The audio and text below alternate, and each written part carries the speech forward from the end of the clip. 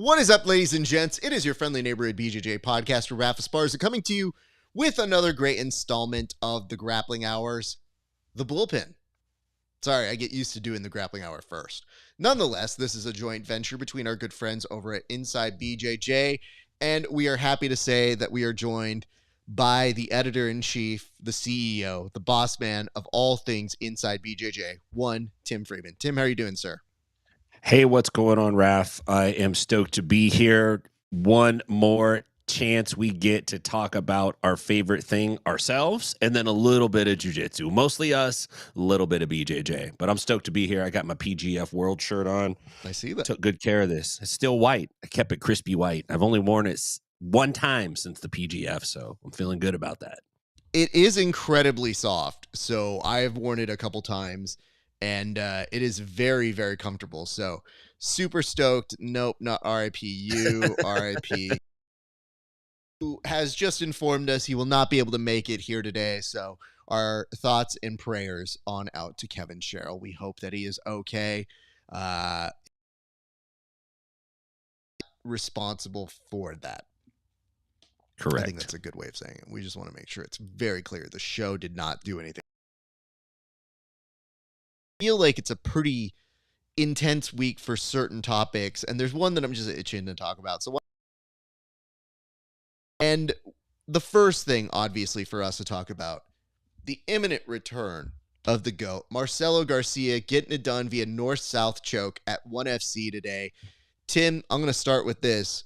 How excited were you to see a return to form for one Marcelo Garcia?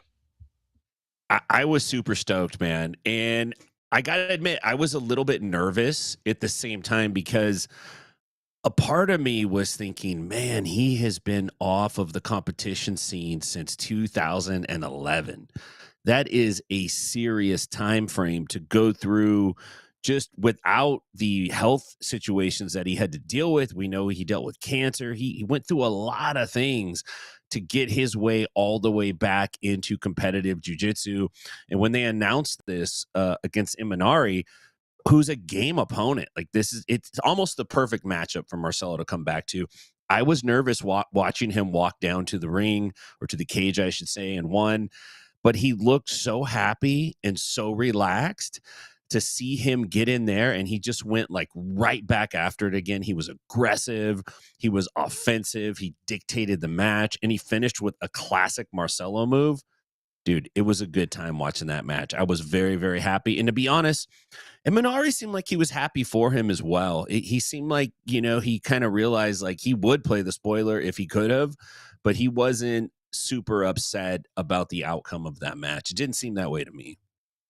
It's also a very awkward spot for him to be like, all right, Marcelo, you beat cancer. Also beating you, Imanari. Like, I don't know what to do with this, so it really doesn't put him in the best of lights. And yet, we were so worried about who the opponent was going to be, because if you follow other sports, and we were talking a little bit about this off air, you get the Paul brothers picking on Mike Tyson.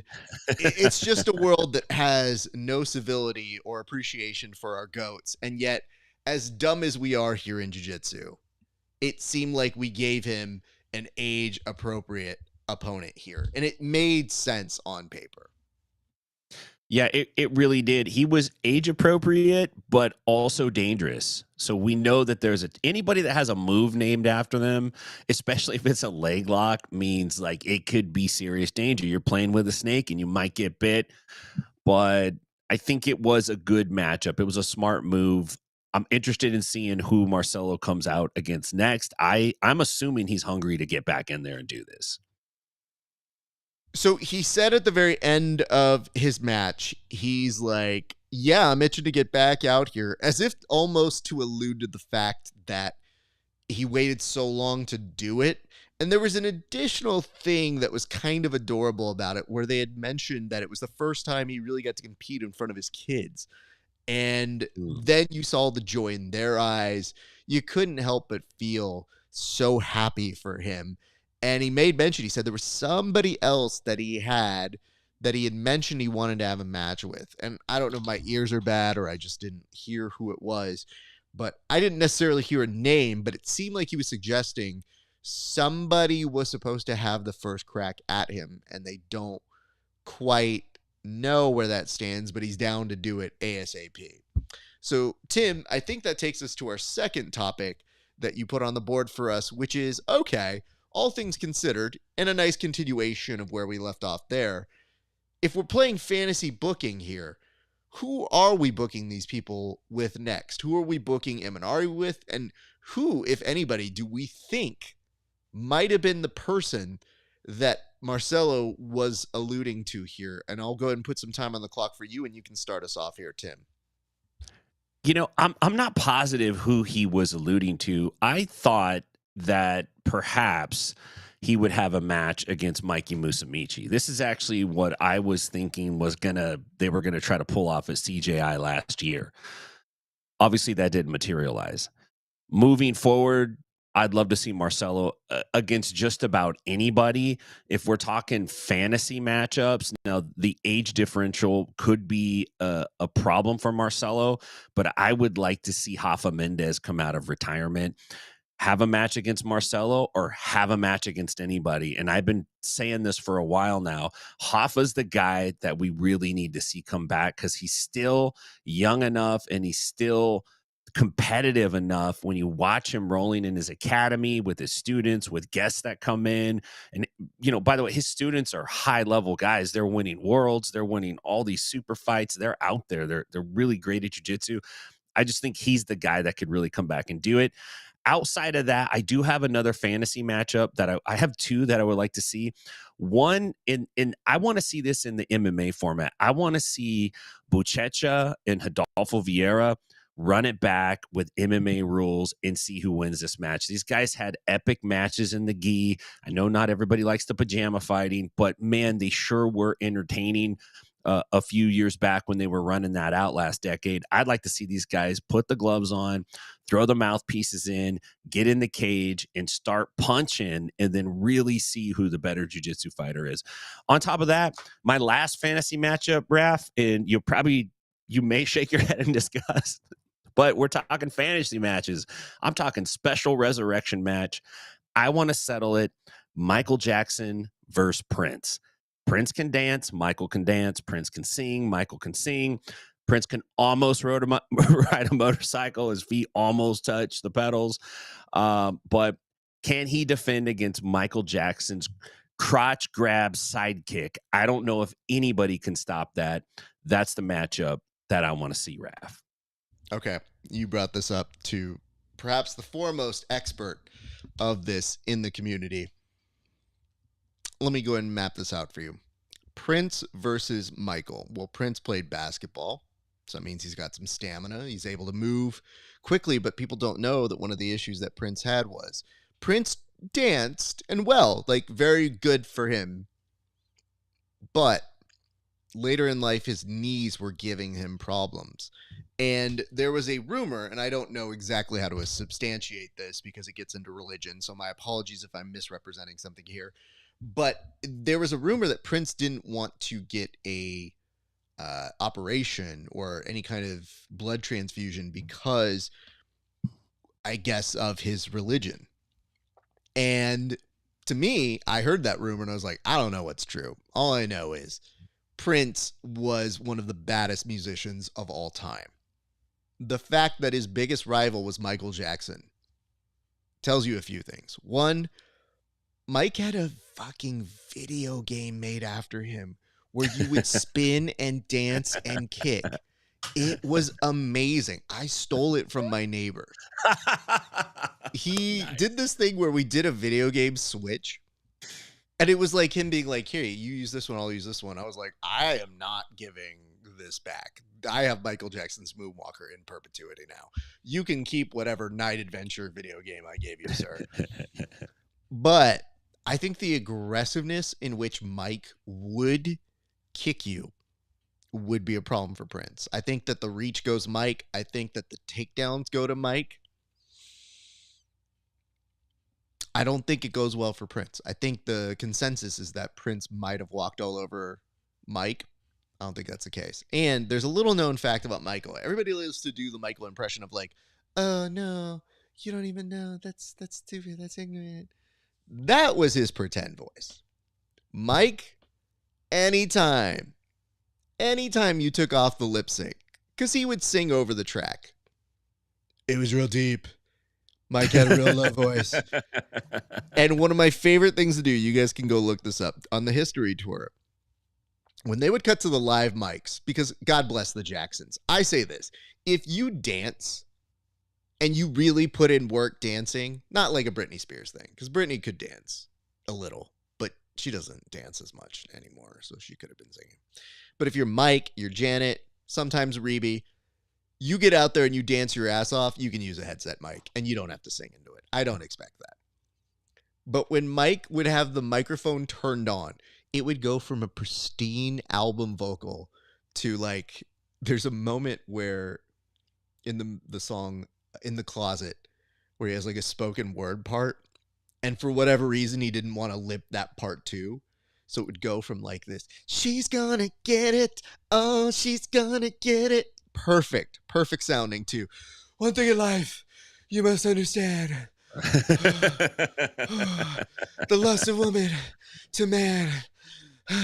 Like, it makes me laugh because it's just like, Mike, we believe you. Just lip this part too. We don't judge you, man. We understand it's not easy. So if you ever get the chance to listen to him, that deep voice, one thing in life you must understand, super long bass. And Prince had good bass too. But I see a note here. Let's go ahead and address these two things. It says, hello, fellas. With Kevin out today, Tim will definitely win court today. Great shirt. Oh, come on now. My boy Wallow's coming at me like that. With the way my experience has gone in court, I think I would lose even if I argued against a non-present Kevin. I would say this for you, Tim. I think that you experienced some hardship last week. It was rough to rewatch, but did you learn anything from it? Well, yes and no. I felt like I came out strong, right? Yeah. My cross-ex was a disaster. Totally fell apart. Didn't get my point across. I think my analogies were not well received. A couple of the sports ones were okay. But then I probably got a little bit off. And, generally my tactic is if I can't argue the point, then I attack the person.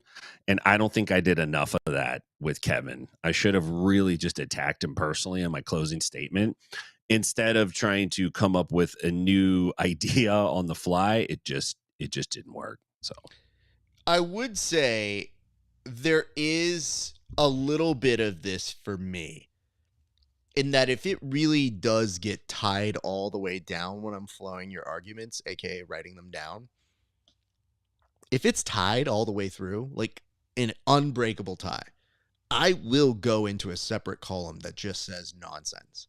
And if one of you is a little bit more powerful on the nonsense scale, you win. That's pretty much what it comes down to. And last week, comes in, makes this an Avengers analogy that I go, yeah, it kind of works. Is he starting to give you the argument back, which is, are we not a can work two ways? And I was like, well, let's see where this goes. And then, stuff happened. You kind of were going down with the ship, which I did appreciate. But it had gone so far from super teams for CJI that we were saying, like, do you guys ever notice that in the NBA basketballs, they do this? And, I have some issues with the NBA's all-star team. And I go, where are we going? Like, how the fuck do I clip this and say, like, Craig, have you thought of these things? Instead, I was like, Craig, do not watch this episode, if at all.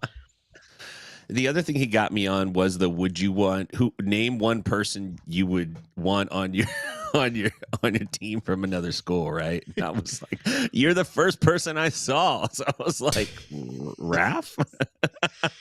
It's so amazingly hilarious that I I'm watching this happen in real time, and I go, there's nothing I can do to stop this. And I have to wait. That's the best part of that segment. I am essentially waiting for 7.5 to 8 minutes to happen before I talk again. And in that time, I just have a lot of trust in the two of you, and I don't know what's going to happen. So, good and bad. Now, Wallow, you put this up and you said Prince is the GOAT. Those two are my top GOATs. But Princess Purple Rain. No one on their right mind is seeing this man in this album. Like, nobody's touching this. Wanna be starting something. Baby Be Mine. The Girl Is Mine. Those two, whatever. But this run, Thriller, Beat It, Billie Jean. No one is ever touching that in their lifetime again. Thriller, Beat It, and Billie Jean. If Thriller was just those three songs, it would still be the greatest of all time. Then you had Human Nature, PYT, and The Lady in My Life. You're not. And I love Purple Rain. Purple Rain is like top tier for me as well.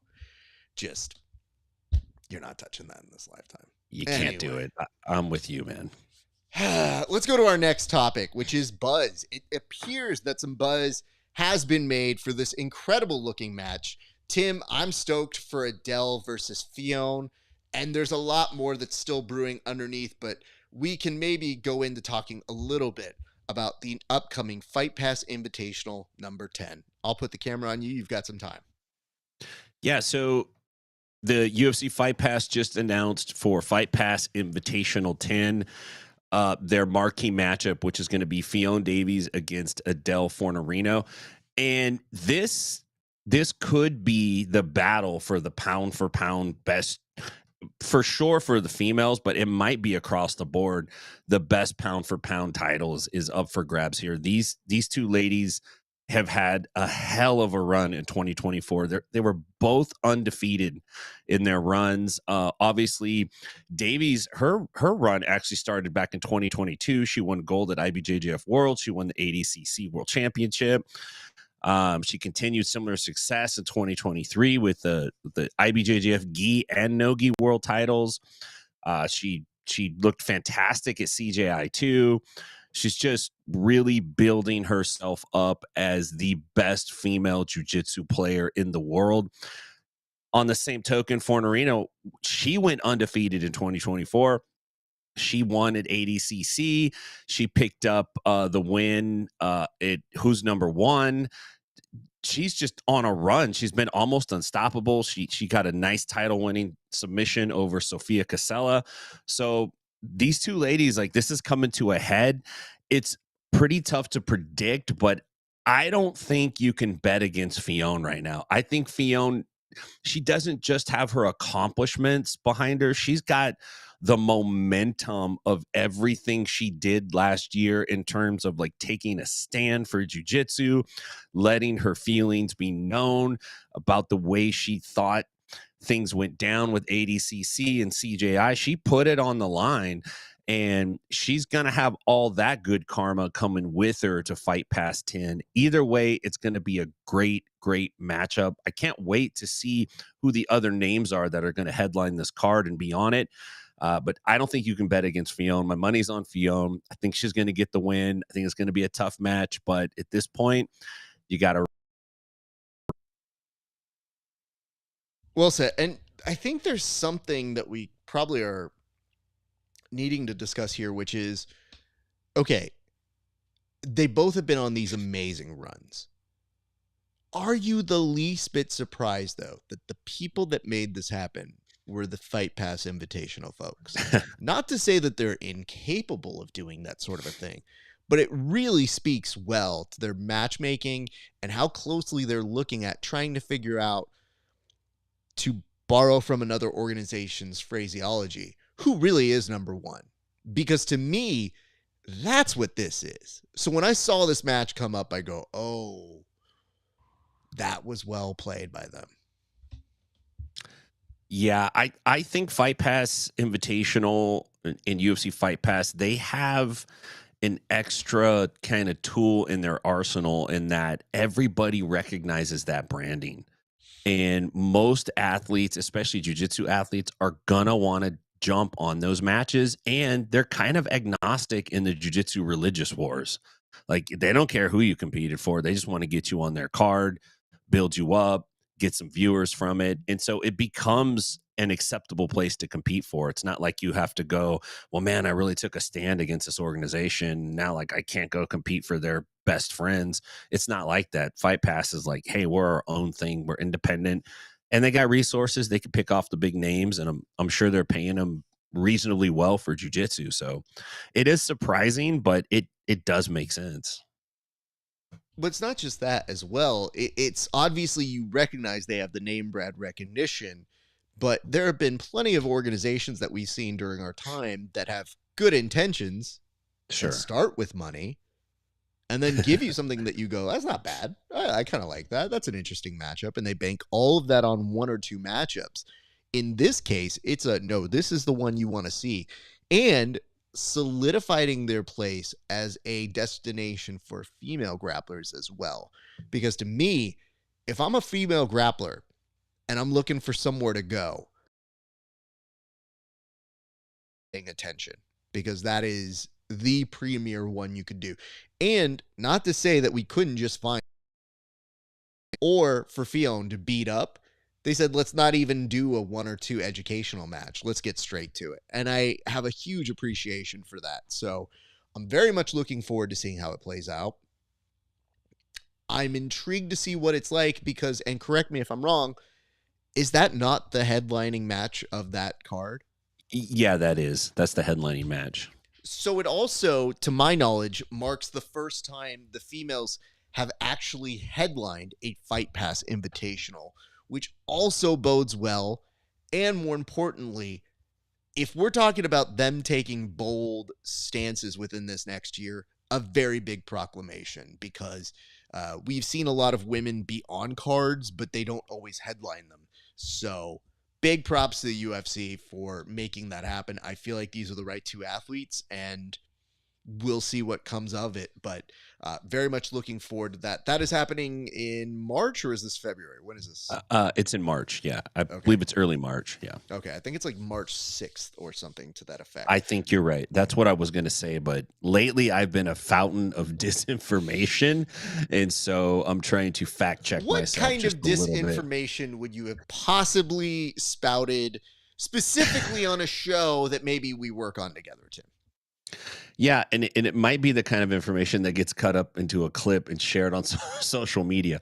What I did was I did not lie. I combined two facts together that really don't have a relationship with each other is what I did. So on last week's show, I had made this statement that the PGF qualifiers in Alabama that was hosted under the Enigma banner, the Enigma promotion, that the finals resulted in a DQ because one of the athletes left and then put 10th Planet in his GPS and went to the wrong gym. Now, that is true. An athlete did leave and he did get called back and he did go to the wrong gym, but it wasn't in the finals match. It was in one of the super fights. And so my apologies to Anthony Molina and the good people at PGF. The commission, he's got a real bad temper. He's going to be upset about this, but somebody did leave, which does strike me funny. And it does strike me funny that they went to the wrong 10th Planet. Seems like something I would possibly do myself. But Molina had a good win there. He actually did win, and he does deserve that berth into the PGF for season 8. So congratulations to you. Accept my apologies. Raf, I'm very sorry that you repeated this to someone else. Not just someone, the guy. I wasn't going to say that. That won. So it's not just like I went up to a hobo and spouted some disinformation. I went to the person that qualified and said, hey, I heard you won by disqualification. He's like, no. And I go, okay, well, it says disqualification here on Smooth Comp. So not only did your lie happen on this show, but it reverberated to Smooth Comp that said, well, we got to believe Tim, so we're just going to have to change the record now. So that when this poor kid's looking at me like, what are you talking about? And I'm like, I watched part of it. I thought you had a match. But what gets confusing, and now I remember, it used to be that you had to beat the person twice for the qualifiers. Yes. So when you somebody return back from the dead, and conceptually you're like, what are they doing? Are we still going? Oh my God, it's a double elimination. And then to make things even more insane, it used to be that if you saw the person, you killed them, you had to kill them twice. So it's like you're looking at this very strange way of qualifying, and it made sense at the time, but it seems that now it's a single elimination. So in my head, I was like, did I see an elimination round? Did they come back? Is this the right record? I don't know exactly what's happening. But cut to an interview that is now for everybody behind Patreon. They'll see it first. You guys will see it in about a month. But I'm asking Molina, I'm like, hey, man, so what happened at the end of that match? And he goes, what do you mean? I go, well, did you win by disqualification? Like, how did that work? And he goes, no. And I go, well, Tim told me. I'm going to have to stop talking to him now. Okay. Fucking Tim, man. Well, no, I just realized I was like, it could be a simple error. Then I look at Smooth Comp and it's like disqualification. I go, well, Smooth Comp says you won by disqualification. He's like, that's some bullshit. I can't believe it says that. I go, yep, it's Smooth Comp, not us. Definitely not my co-host for a show. But I had just graciously told him, I was like, I saw you win, but I wasn't sure if it was the winning match or part of your journey. And he was very funny about that. So we had a good laugh. So thank you, Tim. But you know what's really weird is I talked to you off air and you were like, oh, yeah, that sounds about right. So it does tell me that sometimes you forge ahead in this show where you go, I don't know if this is true or not, but we're going to find out together as a group. And well, I just thought to myself, I just wanted to make sure you knew, because that was also the clip that Brian picked for I us know. this week. Listen, man, factual, sometimes entertaining nonetheless. I always err on the side of entertainment. You know what? Can't deny that. That is always going to be the primary real estate here. And speaking of which, we got a note here from Egg that says, good afternoon, gentlemen. I see Kevin is AWOL again. So I like that when people see the clip of what the show looks like, they're like, is he here? Where is he? I don't see him. Of course, that Kevin. No do-gooder. Kevin Sherrill is not here. No, unfortunately, he's not here. He is, to my knowledge, working to be a good training partner and coach. So we will, of course, see him later at some time. So that is our note for you guys. But why don't we continue this on? You know, you mentioned this with a little bit of a note here, Tim, to me, but it does look like some impressive things happened, and there was an ADCC that happened in San Diego. So what exactly happened from your eyesight? And mind you, I'm hoping these are real facts, so do not hold me responsible if any of this is inaccurate. These are like cousins to the truth. They're in the same family. It's related. Well, you know, there's so much talk about CJI, and rightfully so, there should be. And there's been a lot of negative talk about ADCC. I think that's fair to say. I don't think that's a secret. I don't think that's me piling on. I'm always here for the funny, and, you know, sometimes it's an easy target. However, ADCC is still running strong as an organization. And the reason I threw this up there is I was scrolling through Instagram and I saw the pictures from the ADCC Open in San Diego, and just the 83 kilogram division, the top three guys were Donatus Gracie, Jet Thompson, and Cam Hurd. And those are all PGF veterans. Those are all guys that compete all over there in all the promotions. They're winning. They're doing fantastic. This was just a division in the ADCC Open that you can just register and go compete in. These three dudes were in that bracket. Some other big names, Abraham LaMontagne, the Mountain. We know he was also a PGF, Ian Dobb. And the thing that kind of Kevin Crane, Gerard James, these are all guys that are very active and out there on the scene right now, putting in work at the ADCC Opens. And what this tells me is The athletes still view ADCC as a viable promotion to compete for, and that ADCC has a strong infrastructure. And that's something that honestly a lot of the other promotions don't have.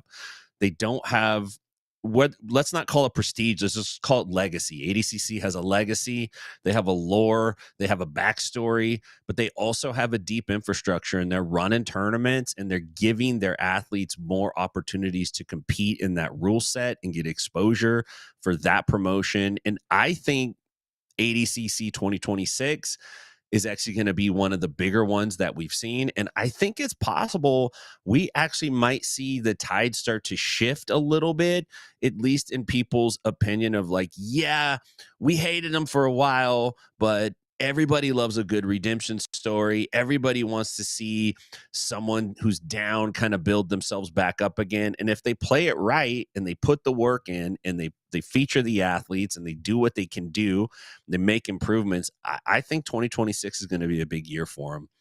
They got future events coming up: Portland, San Jose, Dallas. These are big cities with lots of good grapplers. So I expect the ADCC Opens to start becoming, if they're not already, one of the premier places for these guys to compete. Thank you for that, Tim. I appreciate it. Just to point this out, I feel like ADCC gets this season to kind of regroup if they want to. But one thing is clear.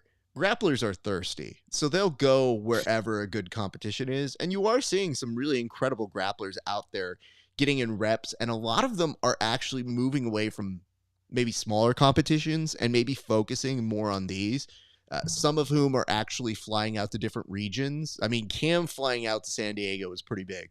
I was hoping that maybe I could touch base with them and like maybe grab a bite or go hang out. And go shopping together. I mean, maybe. I don't know that I could wear what he wears, because Cam's fashion style, it ranges in many different ways. He actually had one of his most like pimp costumes, if you would. His pimp getup was him in the Washington Sentinels gear, like colors. Oh, nice. And had like a suit jacket with that burgundy, maroon, red, and it just looked so good.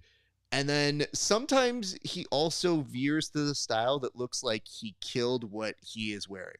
So it kind of goes from all the different spectrums on that. But no, I didn't even get a chance to see him because everybody was so in, out, quickly, go, go, go. But everybody's asking me, they're like, are you going to San Diego? And I go, I have things to do, kids. Not able to make it to that one, but stoked to see it. What I would say is this. I feel like ADC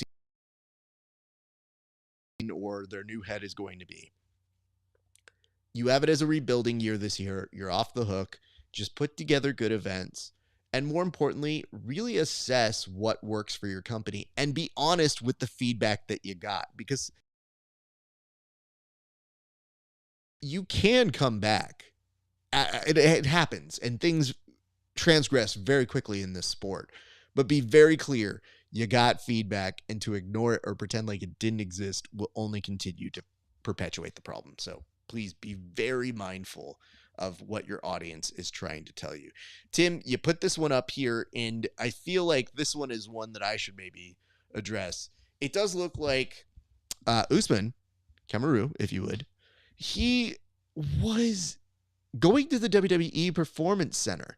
And I guess the question is, what is he doing there, right? Because you think to yourself, this is a dude who's definitely more in the WWE, if you would, than he is in the UFC, because it's been a minute. And it's kind of like, what do we do with this guy? There have been some names mentioned, but you start to wonder, like, why are him and Triple H in a photo op together? And more importantly, that point that Triple H does in every photo is normally designated for people who just signed to the company. Everybody refers to it as, oh, I need my Triple H photo. They want that point. So that point to wrestling fans, even though it may not seem like a big deal, was like, what are you doing here, Triple H? Are you saying that Usman's in the WWE now? Because I'm kind of into it in that it would be something that DC never got to do. I don't know if the flashy personality translates, but it definitely does better than Michael Chandler, who tried inciting his own chant when he visited a WWE event that very quickly the camera just turned away from him and they went for it. But I guess the question is there somebody currently in the UFC that you're looking to see in the WWE? Maybe one that we haven't thought of, Tim. Yes, there's two guys, and the first one might be controversial, and I mean this with all due respect. I love pro wrestling, and you have to do some things like this. You got to do it with some manner of taste, but just hear me out. I think it could work. I would like to see 100% Sean Strickland come to the UFC basically as Cousin Wyatt. Now, I love Bray Wyatt. He was an amazing wrestler. All respect to him and his family. But I think Strickland can come in as like a cousin and team up with Luke Harper or Eric Rowan and just go bananas. Like every match, he could come out angry. He can get dark. He can get mean. He can cuss in the mic. And then he could cry. It would be perfect for the WWE. I think the fans would eat it up. The second thing that I really think they could cash in on is to bring Craig Jones into the WWE as the new leader of the new Degeneration X. You can have Gabby Garcia reprise the role of China. Nikki Ryan could be Nick Pac. You could bring in Nikki Rodriguez. He's not going to be Triple H. We know that. He'll be triple something else, but I would love to see it. I think Craig has just the right amount of charisma, and he's like got the hijinks, a little mean-spirited, but he's also lovable. I think for sure he could pull it off. Look, there's lots of tough guys, big, strong guys, big-looking, mean guys. They'll go in there and slam people around. I don't care about that. I want the personalities. I want the entertainment. Those are my two picks to see in the WWE. You know, there's one that I think you're missing. You're close, but if you're talking about the DX and the Click sort of era, I think that Nicky Rod fits the description of a Diesel or that kind of role. Don't let him talk for too long. For sure, don't let him book. But good things could happen there because I could see a Nicky Rod and almost maybe a Damian Anderson as sort of a Scott Hallish kind of a guy. And then Ethan Creliston could be X-Pac. I think that's how that one works. I think somewhere in that region. But no, I think is closer than you might imagine. Or you've just put time into thinking about this for a while, Tim. But these aren't bad picks. I will be honest about that. It does seem like this is something that you had thought about way before we had assigned this as a task here on this show. Yeah, every once in a while, my mind starts to wander. I mean, they've been doing this. Pride was doing this 20 years ago. They were doing crossovers, and the Japanese crowd was super open to seeing the guys in both sports. I think Americans are there now. I think we can understand it and accept it. And, like, don't get me wrong. I think that UFC is aggressively going to go after leveraging Netflix as a partner when they go back to dealing with ESPN for contract renewals. Having said that, you know, there's a very good reason you see a lot of these UFC stars kind of dipping their toes into it, seeing who could be a thing. And just selfishly, the sooner you get in somebody here from somewhere else in the UFC, the quicker we get a Logan Paul out of there. Because I feel like he has a very limited sense of work rate. They put a ton of time into him, and a lot of the guys love him. But they're like, man, he's such a good heel. And I'm like, he's not great on the mic. And they go, yeah, but his ring work. And I'm like, they give him 2 stunts to build around. And Roman Reigns or whoever has to carry him works their ass off to make him look okay. But to me, I don't need them to look okay as much as I want to be invested in what they do. And I feel like at least with a couple of these guys, they come in green. They really start to show their stripes. I feel like you could make some incredible inroads with a couple of them. Although I have to say, in the same vein, I feel like the time has passed for me wanting to see Conor McGregor at a time when I feel like it yesterday. And all I could think of was, oh boy, the 2025 version of this doesn't ring as nice as that 2016 version. You know what I'm saying? Like, this just seems like somebody staggered into a best man speech at a wedding and it's not going well for a long period of time. So if I were to pick somebody else, though, I would pick a couple people just off the top. I feel like Chase Hooper's one of those guys who could translate that the people could get behind, like a Rey Mysterio Jr., where it's just like, I don't know, he's such a baby face. And then if he happened to not be embraced by the community, just look at what's happened with Dominic Mysterio. They have embraced this dude who, wow, look at that. That dude was supposed to be a good guy. They were like, nah, he's a bad guy. And let's make him a hard bad dog, guy. too. And when that happened, you're like, is the rib that he's supposed to be an attractive dude that women can't resist? Because amazing. All right. Sounds great if you guys say so. So there are those. And then just one more name if I could throw out there. I don't want Felder. I don't want any of these other guys. Let's definitely say no DC. I'm trying to think of somebody that's got like a light sense of humor. You know what I want to see? Charles Oliveira to get that Brazilian audience. Because he's flashy enough that he could come in with the suit, pull the Ric Flair sort of a thing. He's got the submissions, so he already knows how to be a wrestler and grappler in that world. But I feel like he could hit you with like a couple lines and just holding out his hand, just being like, no, no, no, no. That does his one line, gets out of English. We're good. I think we're money, dude. I think that's where we need to go. That's a good pick. That's a strong pick. I did not think about Oliveira. Yeah, I think he can. I think he's got some Uso vibes. Yeah, yeah. So we'll get to that. But I see the note here from Wallow J, who mentions, think late 90s CBS had an American Gladiators knockoff show, and there was a character named T-Money played by T. Cruz. I can see Usman doing that. You know, the way you just described that makes me not want to see it.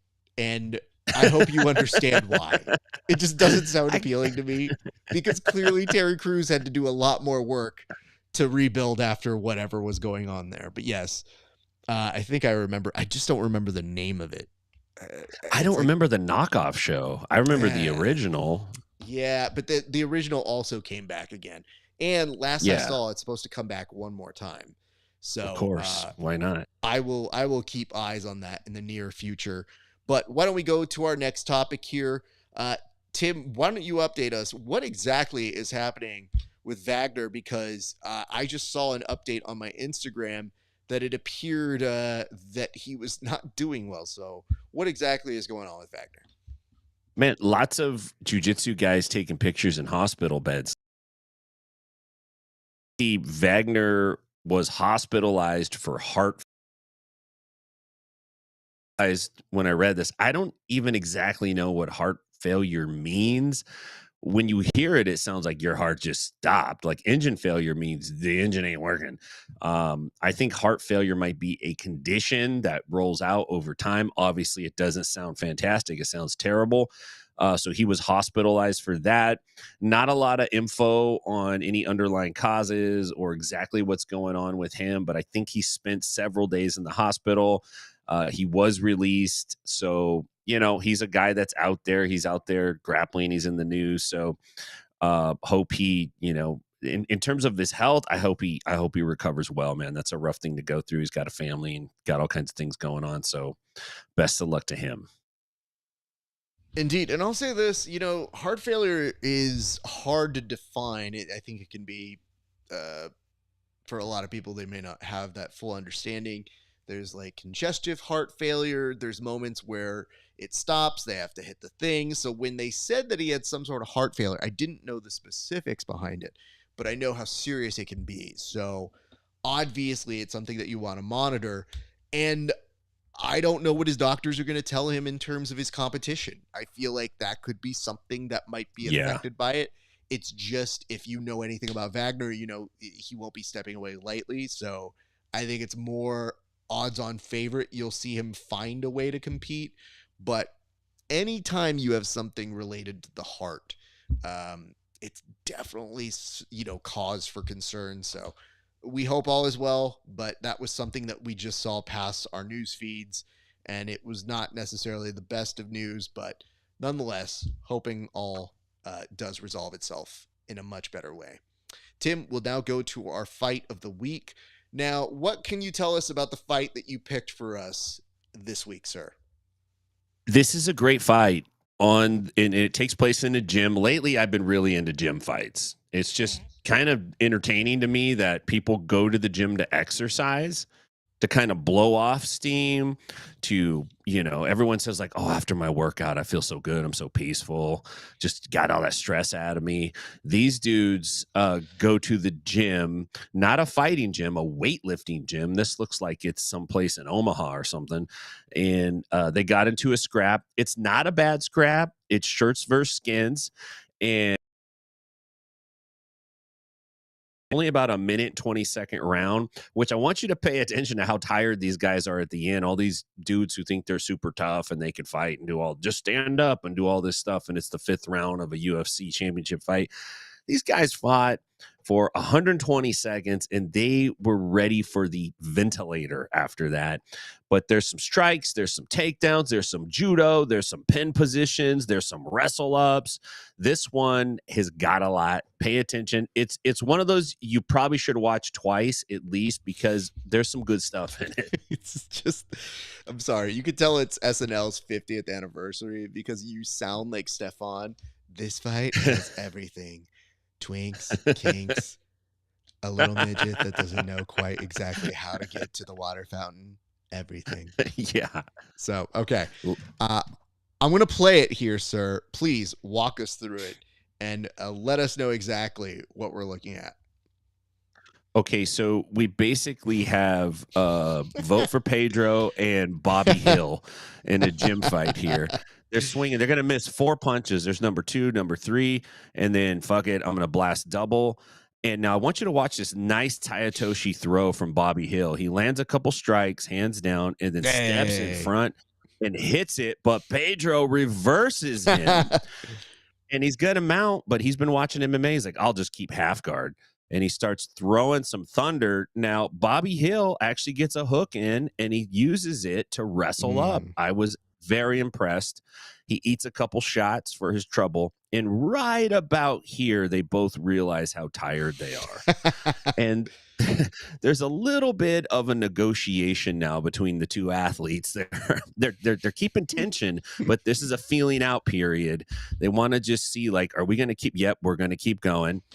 Gonna keep going. Now, Bobby Hill uses a controversial tactic, but he pins dude up against the wall. The whole gym is just watching. Nobody's stepping in. They're like, let him bang. And then here comes Uncle.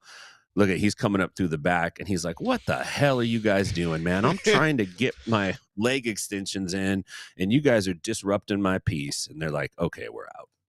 So, first off, immaculate choice. And it definitely took you on many different journeys. Can I tell you my one concern that I have in this series? Just to begin, for like the first observation I had.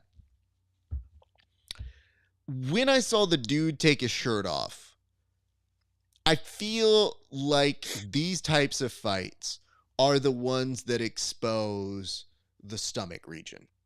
Like, when you don't have a six-pack, it's fine. Not everybody has to have one.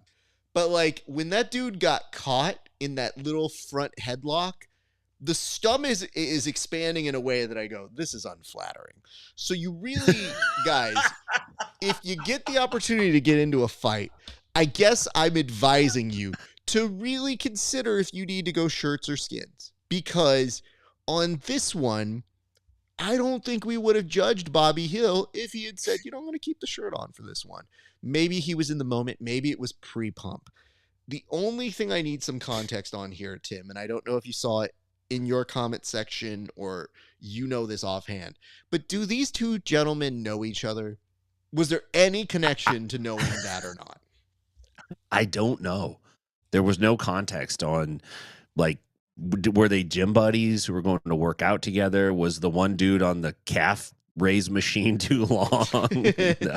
Did someone walk in front of someone's live stream of their set of butterfly, presses? I don't know, man. Because the reason I have this concern is you brought this up, and I might as well just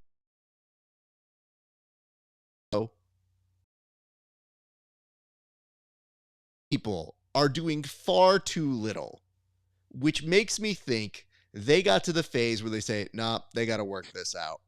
Like, they're on a football team. They don't have this. Because if you've ever been on a sports team, you've seen fights break out And you would think people would go kind of break it up, but sometimes you go, nah, these dudes have been at each other on the front line the whole fucking week, all season long. Let them go, because that's what those young kids look like. If it's not that, I have concerns. And I'll start with this. It looks like a field trip that came to a sudden and very concerned stop. Like they're going through, they go, well, right here, we're in the middle of a fight, and everybody just like doesn't know what to do but keep their head down and maybe their phone a little bit forward. This is the concerning part. So, Tim, this is what I was talking about with the t-shirt. You got to make a choice. And here, I have to say I'm going with vote for Pedro, because most people let you wait to take off the rash guard or the t-shirt. Pedro's like, I've seen enough Power Rangers to know if I attack the Megazord before it assembles, I got a shot here. There's nothing in decorum that says I have to let you take off this shirt. So we start off very good and utilizes it with some grips. Can I tell you my concern as an old person? It's that somehow these guys went everywhere and didn't find their way into hitting any one of these weights, which are not baby-proofed, which I have so much concern with. Now, Bobby Hill comes in. He got that first shot, and Pedro gets this takedown. Miraculously still not hitting the weights. Bobby gets up. He's about to address this with some fisticuffs of his own. Here's one thing I want to tell you guys. Don't get lost in the sauce. What does that mean? When you do one good thing, don't, after hitting your opponent, take a moment to admire your work. Because here, this is time that you could have used to attack your guy. Instead, you're posturizing on the guy when he comes back. And guess what? Yeah, you're going to hit this. Oh, that looks good. No, dude. He reversed it back. That would have been points for him and no points for you because you did not establish. Now you're fighting off your back and you're not Carlos Condit. So things are very rough for you. And here's where things get a little bit in the, I don't think they've had jiu-jitsu instructors. The straight out Homer Simpson choke that is happening here is one that kind of gives you an idea that maybe they didn't make it past the initial trial class.